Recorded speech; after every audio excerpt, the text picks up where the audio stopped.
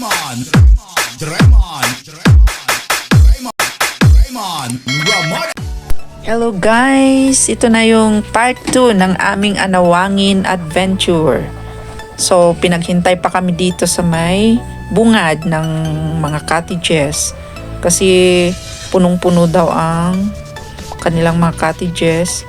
Pero nag-book kami beforehand. Kaya meron kaming slot. Kaya lang lilinis pa muna. Eksakto kasi na holiday, kaya ganun. Holiday tapos weekend. Ayan na guys, kita nyo ang daming mga cottages at saka tents. Yan, daming pine trees. Ganda ng ginawa nila sa lugar na to. Yan, mga kubo-kubo. Yan guys, di ba? Ganda. Ayan. Tignan nyo guys.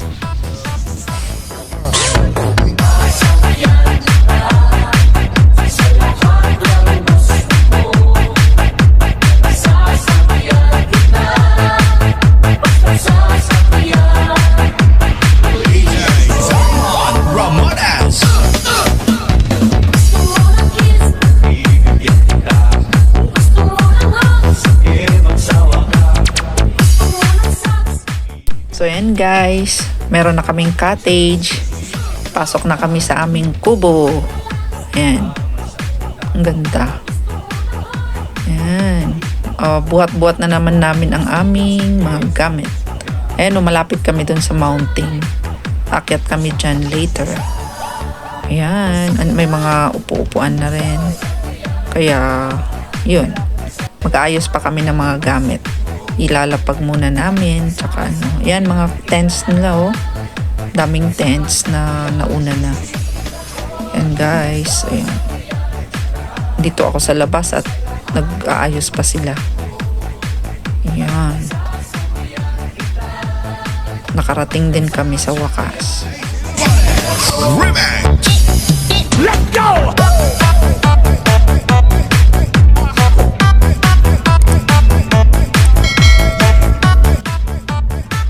So ayan guys, naghanda na kami ng pang dinner para mamaya na kami yung mga activities, water activities.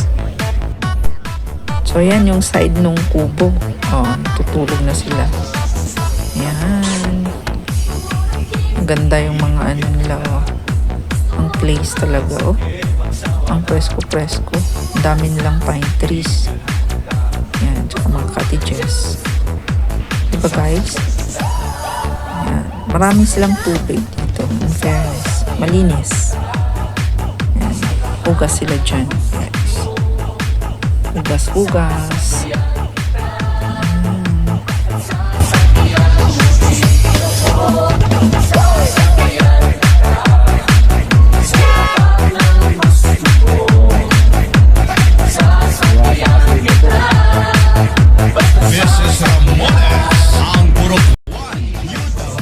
So yun guys, dinaanan namin to nung kinuha namin yung lunch, yung free lunch namin sa registration.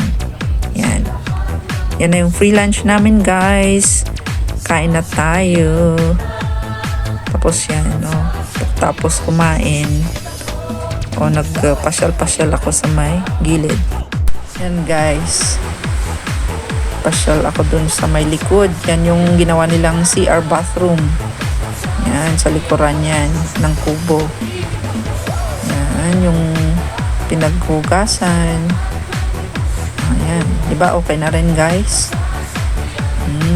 Presko. Nagpahinga sila after nag-eat. Ayan, hugas-hugas ng pinggan. Ay, yun na. Ayan yung kubo namin. Tingnan nyo guys. Yan ang loob niya. Kasya na kami dyan. 12 kami. Yan, double deck. Tapos, yan, may pwede kang maglatag sa floor. Yan. Kaya okay na rin to guys. Tipid sa amin. Hati-hati kami. Ayun. Diba? Okay na rin.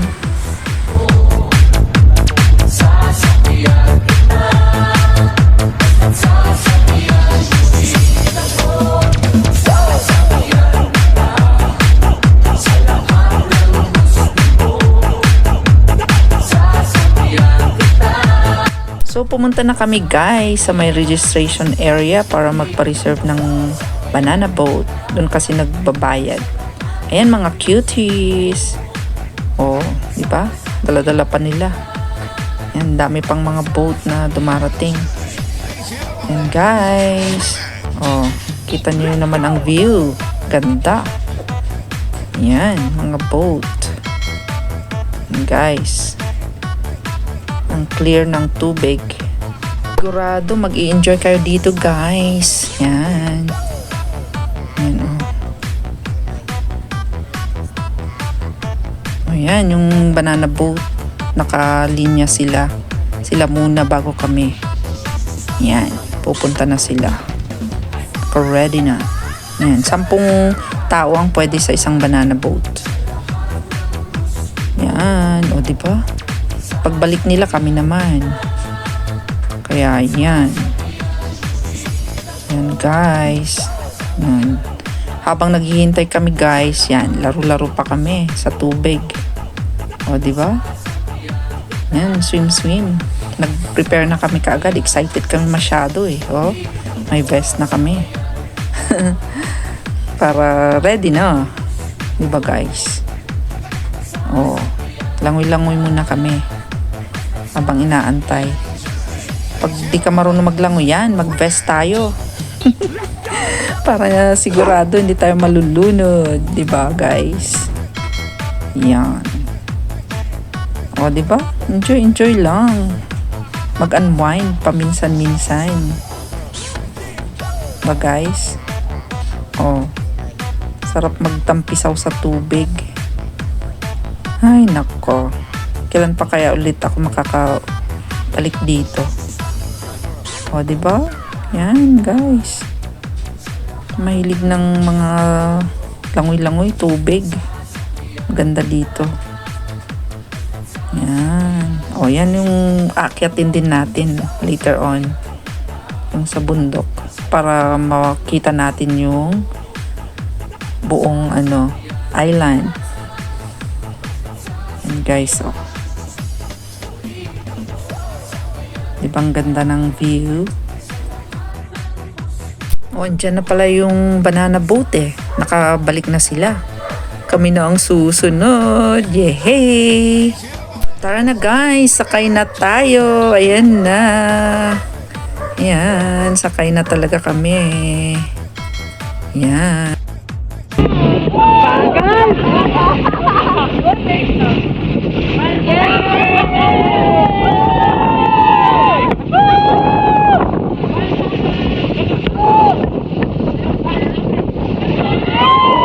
Marinig, sir.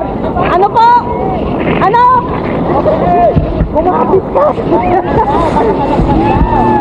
Oo, kakapit kami.